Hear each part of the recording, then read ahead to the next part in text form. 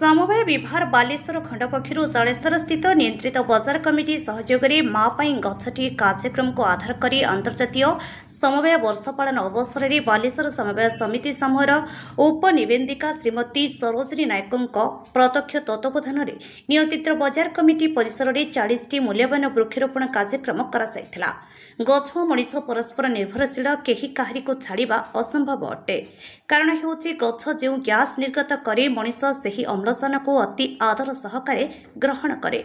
मनीष जो गैस त्याग करुए गछ अति आदर सहकारे अंगारकाम्ल गैस को ग्रहण करे बोली बालेश्वर मंडल सहकारी निबंधक एकादशी दास, बालेश्वर खंड उपसहकारी निबंधक देवाशीष दास, जलेश्वर नियंत्रित बजार कमिटीर संपादक तथा उपसहकारी निबंधक सुकांत कुमार पात्र अतिथि भाव जोगदे वक्तव्य प्रदान करथिले।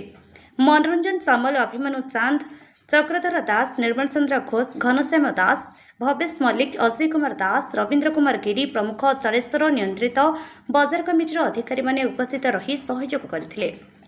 एआरसीएस एकादशी दास, एआरसीएस बालेश्वर सर्कल बालेश्वर मां पई गछटी अंतर्जातीय समवाय वर्ष कोनके जो दुखिब कार्यक्रम होछ कोन के विशेष अंतर्जातीय समवाय वर्ष पालन अवसर रे हम मां पई गछटी कार्यक्रम सारा जिल्ला रे हम हाथ को नैचो।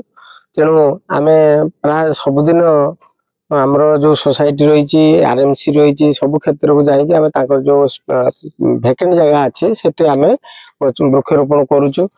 आमर डीआरसीएस मैडम को प्रत्यक्ष तत्वावधान ये कार्यक्रम आम आगे नहीं चलीचु। तेणु आशा करूँ माँ गछटी कार्यक्रम निश्चित रूपे बालेश्वर जिले में सफल हम ये आम कामना। मु सरोजिनी नायक, डीआरसीएस बालेश्वर। हमर 2025 वर्ष को जातिसंघ अंतर्जातीय वर्ष समवाय वर्ष भाव घोषणा करिसेंती। से घोषणा अनुसार विभिन्न कार्यक्रम वर्ष सारा हमर चालू रही। जुलाई मास रे हमर कार्यक्रम थिला माँ पई गछटी। से प्रोग्राम अनुसार आज आमे जलेश्वर आरएमसी ऑफिस प्रांगण रे किछि स्थान खाली स्थान रे गछर वृक्षरोपण करूछु एवं आमे ए कार्यक्रम विगत 2-3 दिन रो आमे आरंभ करिछु।